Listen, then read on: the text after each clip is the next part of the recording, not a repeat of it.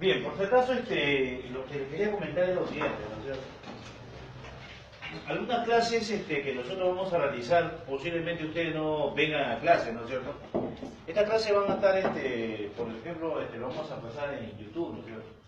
Son algunas clases que estoy faltando, entonces solamente hago la página en Hagamor y se está volviendo a pasar algunos videos de las clases que se están realizando, ¿no? Para nosotros quiero tener la clase y lo tienen, ¿no?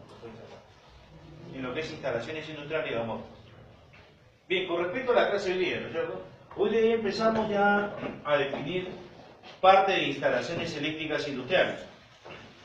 Con respecto a lo que es instalaciones eléctricas básicas, ¿no es cierto? Yo podría anunciar lo siguiente. Yo digo, alumnos, ustedes saben conectar una lámpara con su interruptor. Ustedes me van a decir, sí, ¿no es cierto? El profesor es sencillo. Es una lámpara que viene una línea directa a uno de los extremos de la lámpara. El otro viene al interruptor, seriado al otro extremo de la lámpara. Yo presiono y esa lámpara funciona, ¿no es cierto? Prende esa lámpara. Yo digo, entonces alumnos, ustedes pueden conectar dos lámparas con su interruptor. Ustedes me dirán, es sencillo, ¿no, profesor? Yo lo voy a conectar en paralelo y al final lo voy a conectar en serie al interruptor. Cuando yo presione, dos lámparas van a encender. Pero ¿qué pasaría si ustedes van a conectar 10 lámparas, ¿no es cierto?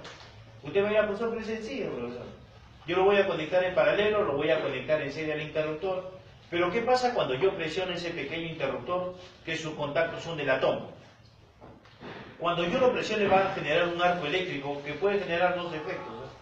El primero es que los contactos se queden soldados. O el segundo efecto puede ser que esos contactos se fulminen, ¿no es cierto? Yo presiono y quizás la lámpara prende y apague y ahí nomás quede. Si los contactos se han quedado pegados, la lámpara no va a apagar. Yo presiono el interruptor y lógicamente las lámparas se han quedado conectadas. Entonces por una primera vez quizás ha surtido efecto, ¿no es cierto? Pero para un trabajo continuo ese interruptor pierde utilidad. Entonces ustedes me dirán, ¿y qué clase de interruptor voy a utilizar? ¿No es cierto? Podríamos nosotros utilizar una llave termomagnética. Una llave termomagnética en lo cual también me dice su capacidad. Esta llave puede alimentar a una máquina de 15 amperios. Significa que si yo lo voy a conectar en forma directa a un motor eléctrico, cuando yo suba la llave, también internamente sus contactos comienzan a sufrir ese desgaste. Significa que en 4 o 5 subidas de llave, esta llave pierde utilidad también, porque ha cumplido su misión.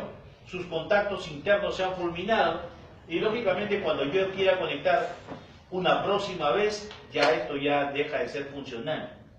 Entonces ustedes se preguntarán, ¿y qué clase de interruptor voy a utilizar para conectar máquinas eléctricas que en el funcionamiento consumen alta intensidad de corriente? Entonces en este momento nosotros vamos a utilizar los famosos contactores. Profesor, ¿qué es un contactor? El contactor es un interruptor electromagnético que sí me permite el paso y conexión de máquinas eléctricas cuando éste esté con carga o trabaje en vacío. Lógicamente estos interruptores industriales llamados contactor son los que me van a conectar y desconectar máquinas eléctricas en forma continua y también me van a automatizar un sistema eléctrico. Nosotros aquí tenemos al contactor. Miren, esto es el contactor y aquí lo tenemos en su parte. En su parte del contactor tenemos los siguientes. Tenemos el núcleo fijo. Este núcleo fijo está constituido de un material del fierro con silicio. Fierro más silicio es un fierro silicoso. Tanto el núcleo fijo como la armadura están constituidos del mismo material.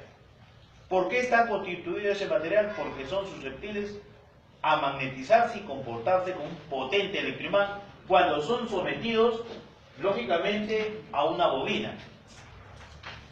Esta bobina, al ser energizada, va a crear un campo magnético que, sometido a este núcleo, se comporta como un potente electroimán. Lógicamente, al imantarse, va a atraer a todos los elementos que se encuentran dentro de su campo de acción, a esta armadura. Y sobre esta armadura descansan los contactos principales que siempre son abiertos y también los auxiliares que tenemos abiertos y cerrados. Entonces, cuando nosotros energicemos a la bobina del contactor, esta armadura va a ser atraída. Es lógico que los contactos abiertos se van a cerrar. ¿Y qué pasa con el cerrado? El cerrado cierra, ¿no es cierto? Entonces, se aprovecha esa magnetización, esa atracción que existe para que también sobre esos contactos se puedan mover simultáneamente en el trabajo, ¿no es cierto? Entonces aquí tenemos al contactor. El contactor, entonces, de su parte tenemos un núcleo fijo constituido de un material de fierro con silicio, y sobre el núcleo principal, en la parte central, va la bobina principal también. Y en los costados tenemos dos espirafragger que, prácticamente instalados en las columnas laterales, crean un campo magnético desfasado.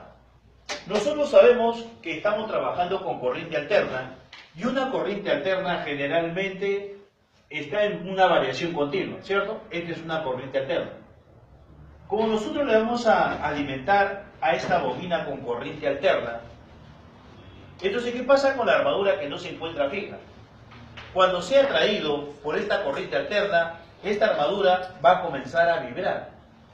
Si esta armadura vibrara, teniendo los contactos principales lógicamente instalados, estos contactos principales van a comenzar a chisporrotear. Y si chisporrotean, entonces esto va a sufrir un desgaste excesivo. Lo que se decía es que esto sea atraído y no vibre. Entonces, prácticamente el que evita la vibración y el zumbido son las espirafragger. Significa que si esta bobina principal crea este campo magnético dentro de esta parte principal del contactor, al inducir una tensión eléctrica en estas espirafragger van a crear un campo magnético contrario al principal. Significa que si este campo magnético es producido por la bobina principal, la espirafragger hace un campo magnético desfasado, porque es una bobina que está cortocircuitado entre él mismo. Y al sentir la presencia del campo magnético del bobinado principal, aquí se va a inducir otro campo magnético desfasado, suficiente para atraer a la armadura, y este no vive. ¿No es cierto? Entonces su finalidad de la espirafragger, lógicamente en el contactor, es evitar el zumbido y la vibración. ¿Me están escuchando, no es cierto? Son preguntas claves del examen. ¿Para qué se utiliza la espirafragger? Es para evitar el zumbido y la vibración. Muy bien. Entonces nosotros tenemos aquí al contactor, y tenemos también otra subparte que viene a ser el resorte de reacción o amortiguadores, como se le conoce, ¿no es cierto? Simplemente cuando aquí se energiza la bobina, al ser atraído, esta armadura es tensado, ¿no es cierto? Vence la tensión. Pero cuando nosotros presionamos el pulsante de parada, esto vuelve a su mismo estado. Con respecto al contactor, a mí me dice que aquí yo tengo los contactos principales, que son de un material más grueso. Generalmente su aleación de estos contactos principales son de material de plata, cadmio o plata níquel. Y también tenemos los pequeños contactos auxiliares abiertos y cerrados que tiene este contactor. ¿Hasta ahí alguna pregunta? Muy bien, entonces nosotros vamos a observar aquí, de hecho, un pequeño ejemplo, ¿no es cierto?, para que ustedes puedan visualizar. Nosotros aquí tenemos al contactor instalado, lógicamente a una máquina eléctrica. Nosotros observamos que aquí tenemos al contactor, y la pregunta sería, ¿y qué auxiliar he utilizado para alimentar esa lámpara roja, no es cierto? Yo le digo, ¿es el auxiliar abierto o el auxiliar cerrado? ¿Usted qué dice? ¿Es el auxiliar abierto? ¿Está prendido? Entonces es el auxiliar cerrado, ¿no es cierto? Entonces estoy utilizando un auxiliar cerrado, a ver, para alimentar la lámpara de señalización. Significa que esa lámpara está encendida, porque yo utilizaba el auxiliar cerrado del contactor para alimentar esa lámpara. Muy bien. Cuando yo presiono el pulsador, es lógico que le voy a mandar una corriente eléctrica a la bobina del contactor. Y al mandarle una corriente eléctrica a la bobina del contactor, este va a generar el campo magnético y va a atraer a todos sus contactos, y lógicamente, de acuerdo a los circuitos que voy a realizar, pues hará la operación, ¿no es cierto? Entonces yo voy a agarrar y yo presiono el pulsante. Yo lo presiono. Ya le mandé una señal eléctrica. Al mandarle la señal eléctrica, lógicamente a la bobina del contactor, todos sus contactos se han movido. Usted notará que la lámpara roja se ha apagado y ahora encendido la lámpara verde, ¿no es cierto? Entonces, todo ese conjunto de movimiento lo ha realizado el contactor lógicamente en el circuito eléctrico. Yo he presionado, le he mandado la señal eléctrica y todo se ha movido simultáneamente, ¿no es cierto?, en la demostración. ¿Alguna pregunta que quisieran hacer? Muy bien. ¿Cierto? Ahí tenemos ya los cables que un alumno ha prestado, ¿no es cierto? Si no, no podríamos hacer. Muy bien. Entonces, observamos aquí en la pizarra. Entonces aquí tenemos ya el contactor, lógicamente tenemos la bobina. Yo siempre digo que esa bobina es de una tensión X, ¿no? ¿Por qué una tensión X, caballeros?